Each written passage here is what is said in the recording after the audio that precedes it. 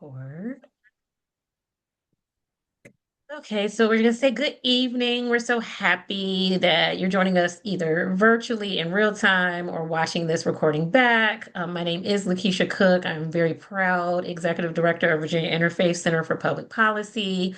We're doing a session on tax policy. I thought this was really important to provide additional information and resources to our people.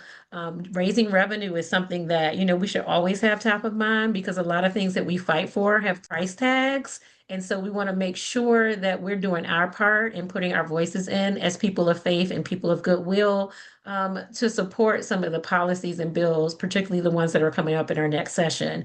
And so I've had the pleasure of learning about tax policy from our wonderful partner, the Commonwealth Institute. I've sat in several sessions, and every time I sit in a session about tax policy, I come out feeling like I'm armed even more with information. And one of their greatest minds in tax policy space, they have multiple minds that are great, but one of the greatest ones, Rodrigo Soto, is here. And I'm so excited that he said yes to share with us on tonight. And so I'm not going to talk anymore. I'm going to pass it over to him so he can share some information. And again, we're just really grateful for those who have already signed on with us. And I know people are going to still come in. So I'm just going to let people in. But Rodrigo, we don't want to belabor the hour. So thank you joining us all the way from Bolivia. Thank you, Rodrigo, for logging on to share some wisdom with us. Well, thank you so much, Dr. Cook. I am just so grateful to be in partnership with you and so many of the faith leaders at the Interfaith Center. I myself am a person of faith. I grew up and am Catholic.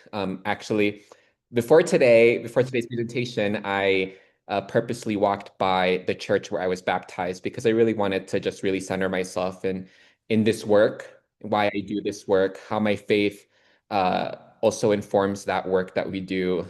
So just grateful for all you all do to bring together people of all faiths into this and to connect the work that we all hold dear to our hearts, whether it's affordable housing, childcare, um, paid sick days, so on and so forth.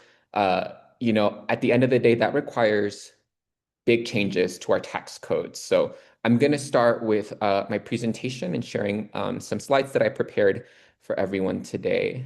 I click share, and then I'm going to move my thing. It's going to say shut lecture presentation. I think everyone can see it. Okay, perfect. So faith communities and tax policy. How building a more just society requires fair tax reform. As Dr. Cook mentioned, my name is Rodrigo Soto, and I am with the Commonwealth Institute.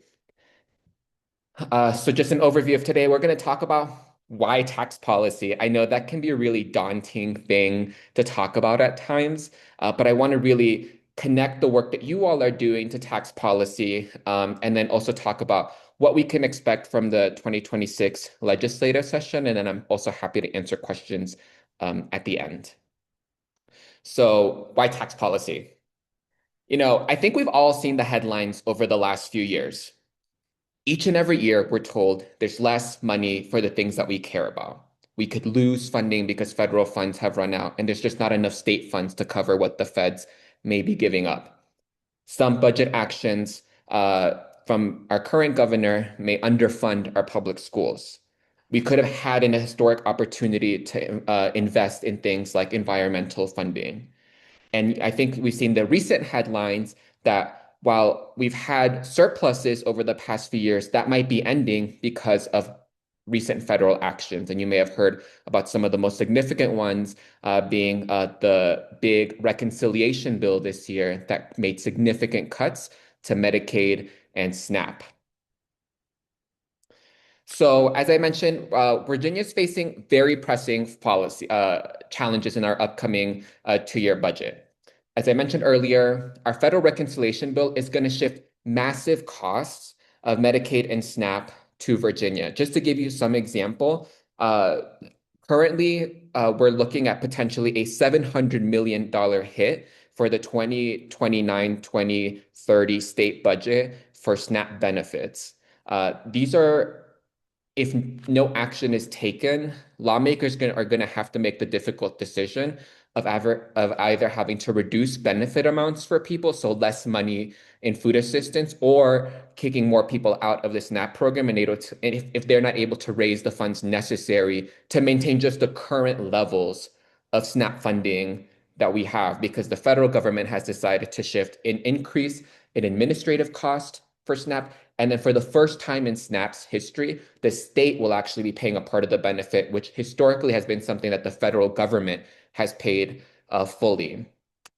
Obviously, we've all also been thinking about the need to catch up to long underfunded services. I know everyone here, as a leader in our faith communities, know there has been a historic shortage for many years in things like affordable housing units. Our public schools have long been underfunded. There are many other public goods like the roads that we use that still need a lot of maintenance, upgrading, upkeep, public goods that we all deserve to have fully funded. And each and every year, we're told that our limited resources means that there's just less money for our shared progressive priorities, whatever it may be. And the problem is with our tax code. Right now, our tax code is upside down. And just to visualize this for you, a teacher, your neighborhood teacher in where you live, is in the same top state income tax bracket as a millionaire. Just to visualize just how unequal our tax code is. And then some capital gains are given special treatments at the federal level. That we're talking about things that are passive income, income that really wealthy people are able to benefit without having to work. They're given special treatment at the federal level compared to the income from actually working. So there's just an unevenness in our tax code that leaves behind resources that we could be raising to fund many of our state priorities in our state budget. And obviously, as leaders in the Interfaith Center, you all have many priorities. And I pulled up actually your 2025 uh, uh, priorities and just give you some money examples. Raising the minimum wage does have a state cost because we'd also be raising the wage for many state workers. So from the last year, we were talking about kind of about $30 million over 2 years. Obviously, increasing childcare subsidies requires a very large infusion of state funds. Increasing the money in the Affordable Housing Trust Fund. $150 million is not chump change when it comes to our budget priorities, and paid sick days does come with pretty significant state costs as well. We're talking millions of dollars, and some of these things you might remember have either been vetoed or just not included in the budget for different reasons, right? It could be the governor has decided not to support these policies off of principle and not wanting to fund them in the final approved budget. It could be that lawmakers had to make really tough decisions that year and had to choose between things like, do we fund our public schools, or do we increase all the affordable childcare subsidies that we know we need in order to make childcare more accessible to folks? And it's a tough decision that oftentimes lawmakers have to make. And that's where revenue really comes in. So fair tax reform would help grow the pie. Instead of us having to fight for itty bitty slithers of the pie each and every year, kind of thinking about that scarcity mindset, we could be asking the ultra wealthy to pay their fair share of taxes to raise new sustainable revenues. And at TCI, so one of our big core values is tax reform should target people with very high incomes. We're talking about millionaires, very big, profitable corporations, instead of relying solely on regressive taxes like sales taxes that disproportionately impact people with low and middle incomes more than wealthier people. So what are we talking about for 2026? Here at TCI, we have been doing the math, crunching the numbers, and thinking about what could lawmakers be considering next year. And we came up with a revenue menu. This is just a screenshot of one page of it, but we've looked through previous proposals, either that have been put forth by the legislature, have been studied by commissions like JLARC, so on and so forth, about what options are there to raise new revenues for our state budget. And some of them that I just wanted to really highlight in this conversation today, the first one being something that you may have heard of already, is our fair share tax. What is the fair share tax? it would create a new 10% tax bracket for annual incomes over $1 million. So if in 1 year someone makes over $1 million, say they make $1,001 in taxable income, that extra dollar would be taxed. That $1 above that 1 million would be taxed at that 10% tax bracket. And to give you an example of how much money that would raise in the upcoming fiscal year, that's $1.4 billion in just the upcoming fiscal year. And it would actually grow over time. We're talking about a new sustainable revenue source. And it would address that issue that I mentioned earlier, where that teacher and that millionaire are in the same top state income tax bracket. That would help finally address that upside down aspect of our tax code there. There's also a wealth proceeds tax that we are talking that could raise over $250 million or more, just depending on the structure. And those are things like passive income, capital gains, dividends, and it would target wealthy people. A majority of that tax would actually be paid by people who make over $1 million. I think that's over 60% the last I checked with our research team. Obviously, data centers has been top of mind for a lot of people. Virginia is the data center capital of the world, of the country, probably the world, but definitely of the country. I know we've been talking about that. And they actually get a sales and use tax exemption for certain equipment. What that means is that the state has actually been giving up over $900 million in state funds in this exemption. So data centers have not been paying their fair share in that aspect. And that's real money that could be used to invest in things that we know we all care about. And then one of the most progressive options is actually reestablishing the state estate tax. That's something that went away, but it's something that's also very targeted, like I mentioned, at the ultra wealthy. And it depends on how the threshold is set. I think the last proposal was on estates that were worth over $13 million. So we're not talking about like everyone paying it. We're talking about the ultra wealthy who have been able to get out of paying their fair share in that particular tax because we got rid of that option. But advocating for tax policy can really be scary, right? I mean, I came into this as a former legislative aide who, when I first started as a legislative aide in 2018, wow, that feels so long ago, actually. I was really afraid to talk about taxes, but that was something, even as a legislative aide, I knew was important because even lawmakers have budget asks, and we're often told, well, how are you going to pay for it? And sometimes we just don't have that answer. So I wanted to provide some tips as advocates, both sharing kind of my personal experience as a legislative aide and also as an advocate here with the Commonwealth Institute. I have 3 big tips. But the first one is don't feel like you have to be a tax policy expert. I think oftentimes we are made to feel like anything that we talk about, we have to know the ins and outs of.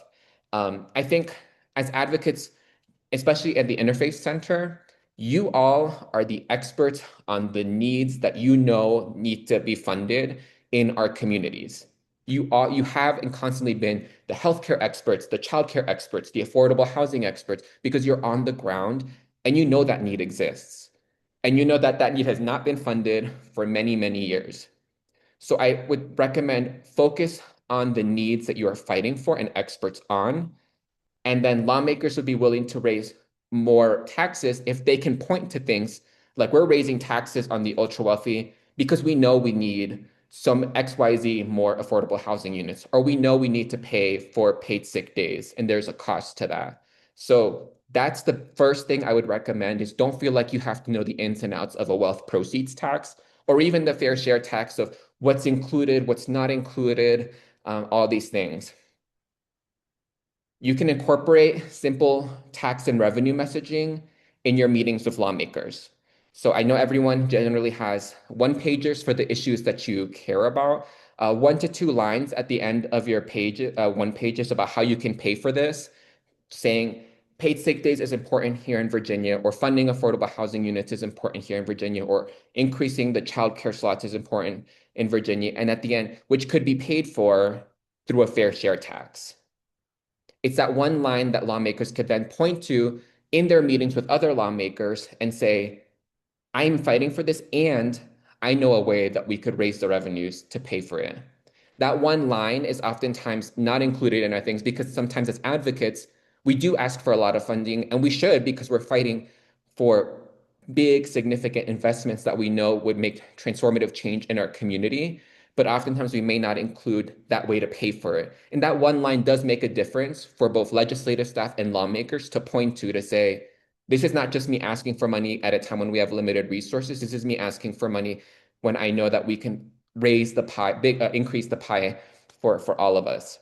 That revenue menu that I mentioned is going to be a valuable resource, and you can actually print it and just attach it to the end of your one pager. And I have a link here, and I'll also send it to Dr. Cook for everyone to have.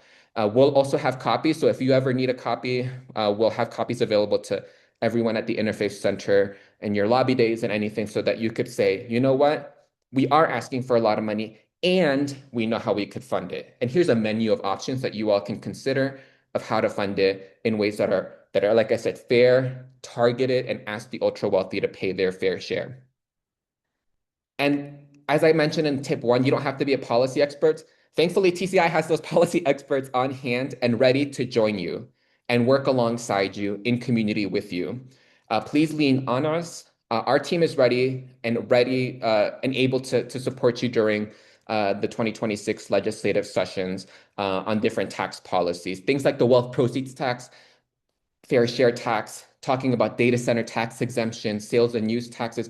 We're ready to provide support in in-person meetings and virtual lobby efforts. Or the best thing I would recommend, because what I liked and staff is when people said that they would follow up and they would have someone come back for a lobby visit and say, we heard you had this meeting with XYZ group. Here's some information that you asked follow-up information on. Please lean on us because we can answer those nuanced questions that lawmakers might have about who is this targeting? How much money would this raise? What are the exemptions under this tax?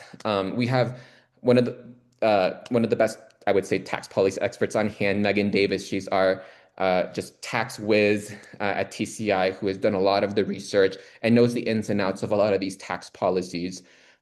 So, like I mentioned, don't feel like you have to be ready at every meeting to talk about every single tax policy on the revenue menu.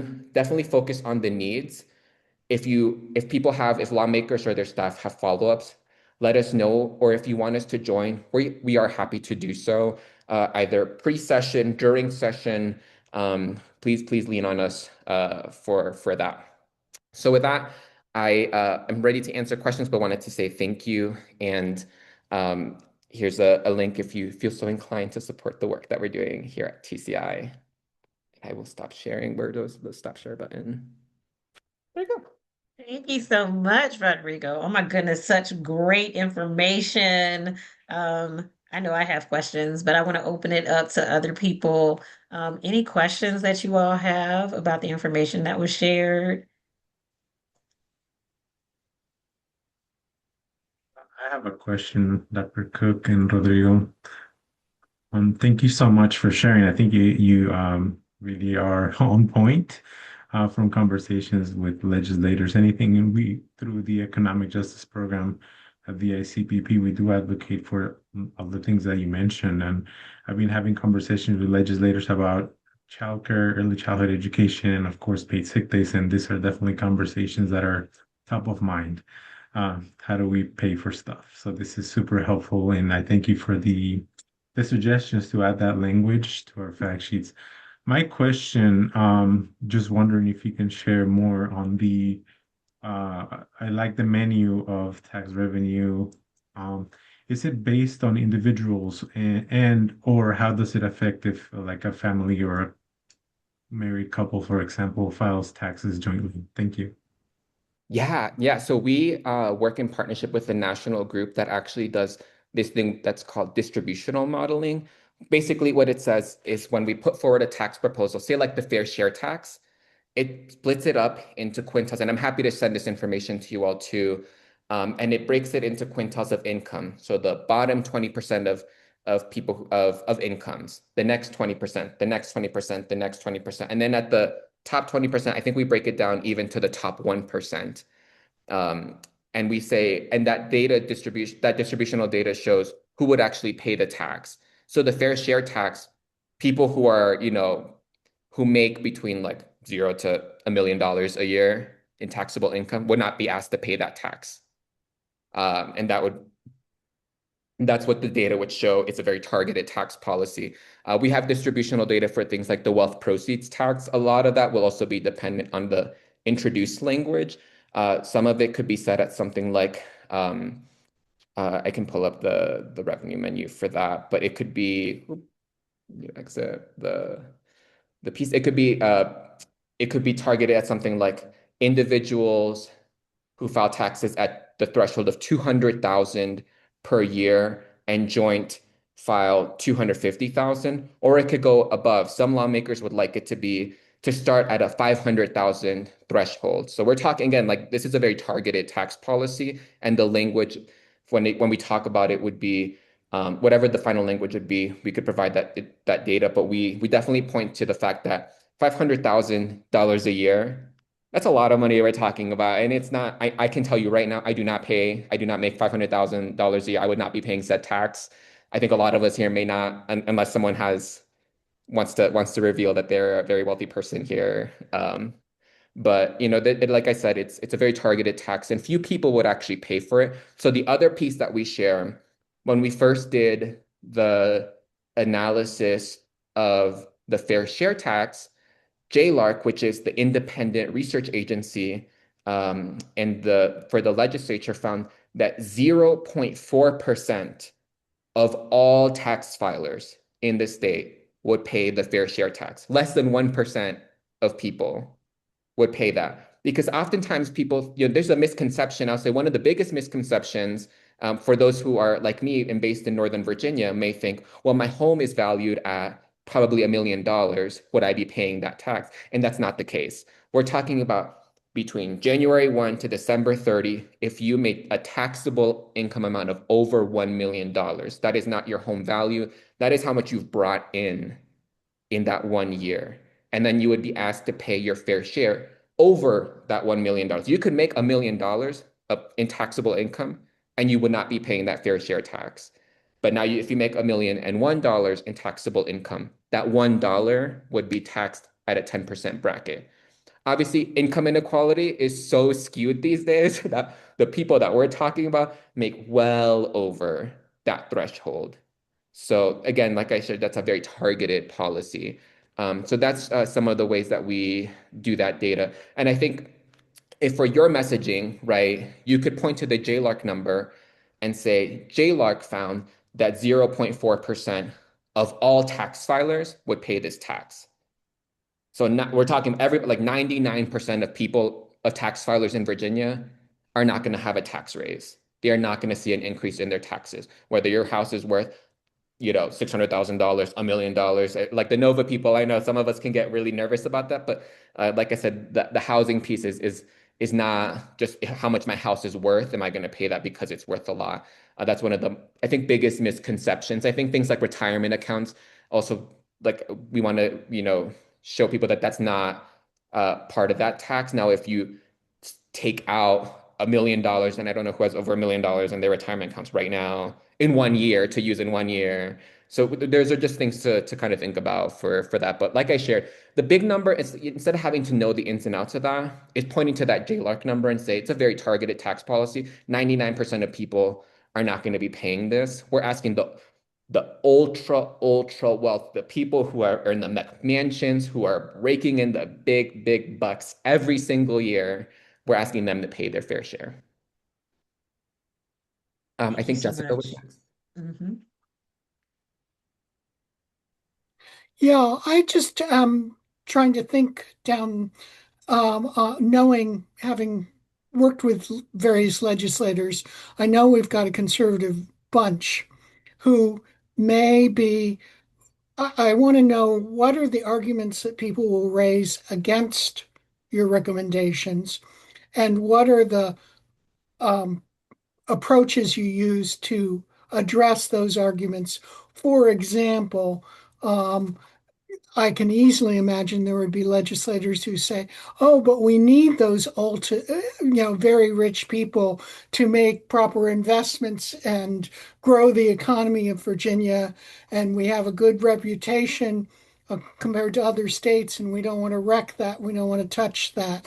And we would be driving wealthy investors out of the state. I mean, that's just one example. There must be others. So that's one question. The other thing is just if you could, after the fact, it would be nice to have the reference to the JLARC study so that we could look it up and read it ourselves. I'll answer the second question first. Yes, it's publicly available data, and we can definitely send that to you. On the first question, we've actually been asked that. We have been asked, what about the millionaires? We care so much about these millionaires. Oh my gosh, they are hurting. They are so fragile. We need to protect our millionaires. Well, one, we actually have a report on tax migration, and we bust the myths about tax migration. Do people leave because of taxes? And the data shows it's a lot more complicated than that. Millionaires are really embedded in their communities, right? And I think one example, just to give you, and I can pull up the report or the article, Massachusetts actually passed a millionaire's tax too. Since implementing it, they've done things like make all school lunches free. They've made big investments in transportation. And you know what? Since they passed that, their data shows there's actually been an increase in millionaires in the state. The millionaires did not leave, as everyone was really afraid that they would. They are still there. And you know what? I think one thing that I often say is when we invest in the building blocks of our communities, in the workers, in the public services and goods that make a state really great to live in, then people want to be here. That includes the millionaires, that includes the workers. So I will, as a follow-up, I'm happy to send you the, I found that article really enlightening because, Massachusetts faced that same question. Are millionaires, oh my gosh, we need to protect them so much. Like they're going to leave now because of this millionaires tax. And that wasn't the case. And like I shared, how you all are the experts in investments, because they passed that, the advocates are able to now point to and say, look at what we did with our K-12 investments. Look at what we did with our transportation investments. Look at what we did with our childcare investments. Because I think that's how the tax was supposed to be. They dedicated the millionaire tax into three different buckets. And we're able to point to that as things that they were able to invest in. So as a follow-up, I will send to Dr. Cook both the JLARC report and then also the example, our research, our own research on tax migration, and also the Massachusetts example, because I thought that was really enlightening as something to point to. And I think we have one more question from Plum. Thanks, Rodrigo, and thank you for this like super interesting presentation. It's been quite enlightening for me. The question I had is, I think something that is sort of holy grail in Virginia is being number one for business, ranked for Forbes. And so, how do you see this? These kinds of taxes impacting our ranking, and then what would be a counter if, the fear is that it would lower it? I think that's an interesting question. And I always, when lawmakers ask us that, like, what about our business ranking? I always say, like, we're also not number one as the best state for workers, right? And to make us the best state for workers need childcare. I was raised by a single mom of 4 children. Because of SAC, because of, investments in programs like SAC, my mom was able to work and be able to provide for 4 children. And, and there's a lot of families right now who have to make really tough decisions. Their childcare costs might actually be more than their rent, might actually be more than the groceries they pay each month. And because we have such little investment in childcare subsidies, those workers are struggling. So I would, what I tell people is, I think Virginia is poised to continue to be a good state for businesses. I mean, we have always ranked really high, if not number one, then number two. And that's also because of our investments in public education. And you know what we need? We still need more investments in K-12 education. JLARC found we're multi-billion dollars in the hole in our K-12 investments. That doesn't even include the higher education investments that we need. And as someone who recently graduated from college and has a sister graduating next week, I know college costs are out of control. And you know what helps mitigate that? Strong state investments in things like tuition mitigation, tuition freezes that the legislature had previously been able to do, but might not be able to do in future years because there's not a lot of ongoing revenue. So I would always counter to say, one, we should be investing in public goods because that makes us a good state for businesses. Because if we have an educated workforce and a workforce that's not having to choose between childcare and groceries or childcare and rent, I think that would help us. And then two, I think we also oftentimes forget that we are not and have not been number one for workers, at least in my lifetime, as long as I've been advocating, and I think we should be. And those require strong state investments as well. Is there such a thing as the ranking for workers, and Yes. where is Virginia right Um, now? It's an Oxfam. We raised it really. We were real. I think we were like next to last years ago. I think we're like solid middle. I'd have to follow up with you all, but we're not number one because if we were number one, I would tell you that because I would have that ingrained in my I'm sure we're memory. not, but But just curious Oxfam, about where, because I think that would be interesting to talk about how you could keep one and also raise the other. I like I said, for me, I think it's not a and or. I don't think we have to. No, both and. That's Sacrifice. what I'm saying. Yeah. I would say I think there are things. Let me pull up Virginia's ranking. We are number 23 in the country, right? As of 2025. And Mhm. I'll actually put that link in the chat right now. So that's one less follow-up link that I have to send Dr. Cook. There you go. Thank you. Oxfam report from 2025, best states for workers. And like I said, there's things like raising the minimum wage would help boost us in that. I know it's been a priority for the Interfaith Center before, and I know it'll be a priority again. I know that's a priority for many lawmakers going into next year that require state funds. That would boost us in our ranking for state workers, but that also, like I said, there's fewer funds going into next year just because of things like the Trump mega bill that cut taxes for the ultra wealthy, but in order to pay for that, had to also cut Medicaid and SNAP. So people are going to be hungrier, and people are going to be one doctor's visit away from bankruptcy. So those are things that we do have to address as well. Thank you so much, Rodrigo. I don't know. Did you drop it in chat? Did it just not come up for me? You did? Oh, I don't know Is why I it for can't see. everyone? Do other people see it? Did If you not, all I'll also see it? email it to you. I see it. You do see it? Okay, something's weird with mine, so I'll get it later. Anybody else have any other questions? Rodrigo, you have given us so much information, and just a wealth of knowledge, and I'm very grateful for it. We will follow up with an email with the resources. And Rodrigo, can we share the deck? Is that okay to Yeah. share with the people? I'll make it shareable. I'll make it a PowerPoint slide into a PDF so that it's easier to share as well.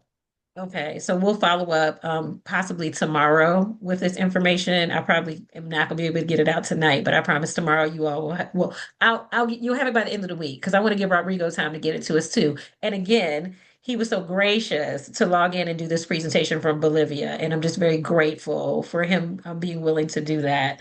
Um, and thank you, my friend. Again, you have given us a lot of information.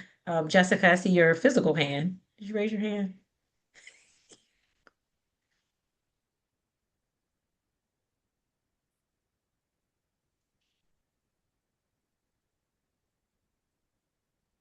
My mouse is not cooperating. Um, it's really an aside, but part of the reason I was sitting in here, I just wanted to let others know that I'm part of an indivisible group up in Northern Virginia, WOFA, and also the Virginia Coalition, Grassroots Coalition, which is a coalition of grassroots groups all over the state.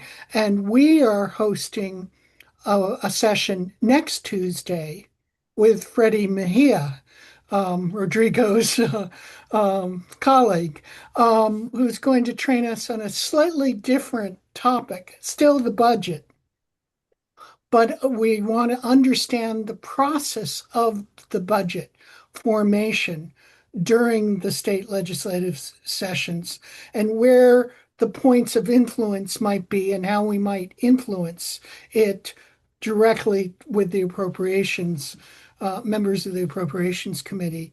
And also getting at some of the new ideas for revenue, but the arguments and what we need to do to convince people and what the process for getting new revenue bills through might be if we're pushing this. And we traditionally do a lot of letters writing campaigns, etc. So it's, email campaigns, we can calls to action, and we can sort of flood things. But if I can share the the Mobilize link, and we'd rather not have it be publicly posted because we Sure. want to have people who are more apt to be involved in the lobbying and the advocacy participate. But just as an example, and we just came up with the link yesterday. We have 50 people signed up today Mhm. as of today, and we have room for 500. I don't think we'll reach 500, but there's an awful lot of interest um, because with a focus on the losses that are happening at the federal level and how to address those. So the health, the food security, the education, etc. So I just wanted to invite folks who might be interested to to come and to sign up. And again, it will, if you sign up but can't come, we'll have a recording of it so that you people can access it after the fact. But I'm hoping that traditionally the groups that I'm who are sponsoring it have worked on specific bills, but many of us have been very vague on the budgeting process and the decision-making process in the budget. So we wanted to better understand that process. That's really great, Jessica. I would love if you want to put in the chat the link for Yeah, people to sign up.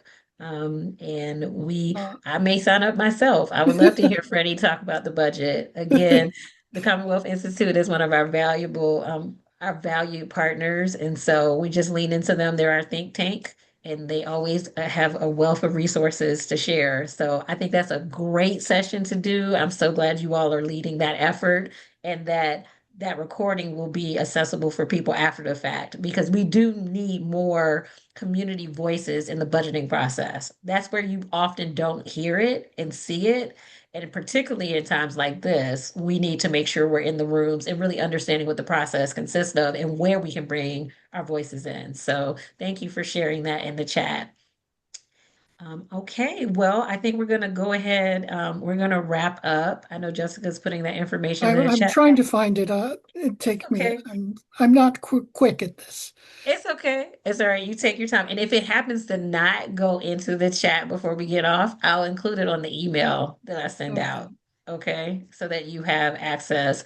And it's next Tuesday. What time, Jessica? it's Does it seven start at six? o'clock. 7 o'clock. Okay. So next Tuesday at 7 o'clock. All Yes. righty. Here, Okay. I'm coming up with the. I found the email that I can copy. Okay. As Uh, Jessica is copying it, is there any other questions from anyone else? Again, we're just grateful for you all taking time out of your evening and signing on and listening to all of this great information. We are here as a resource to you.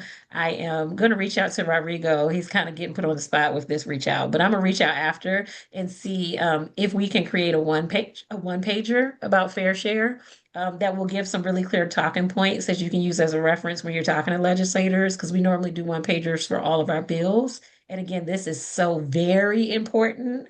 We want to make sure that you have the talking points that's accessible so that when you walk in, you can have those conversations. And Rodrigo, we will put that as part of our package for our lobby day that's coming up. So I just do want to plug our lobby day is January 21st here in Richmond. We normally have we have over 400 people who come. We do workshops, we schedule legislative visits. It's a powerful time. And as Rodrigo has named, adding that language on our fact sheets and having the fair share fact sheet available when we're going in to talk to legislators so that we have that counterpoint to come up as soon as they start talking about, oh, we don't have money this year. Be like, oh, well, we have an idea. We have an idea where we can get some money. So we'll provide an additional resource on our end also. I have one more question to Rodrigo, is whether the Commonwealth Institute itself has its own lobby day. We don't have a lobby day, though some of the coalitions that we're a part of or help co-lead, like Fund Our Schools or Healthcare for All Virginians, have lobby days. I will say we do have facts, we do one pagers. We have, and Dr. Cook has joined them in our previous years. We do have weekly check-ins with our tax coalition just to update our coalition members who there's various groups that are interested in revenue. Right, And we keep folks informed so that, we don't really organize a base per se, but like organizations like the Interfaith Center, New Virginia Majority that do have really big grassroots bases. We keep them informed on things. We do one pagers.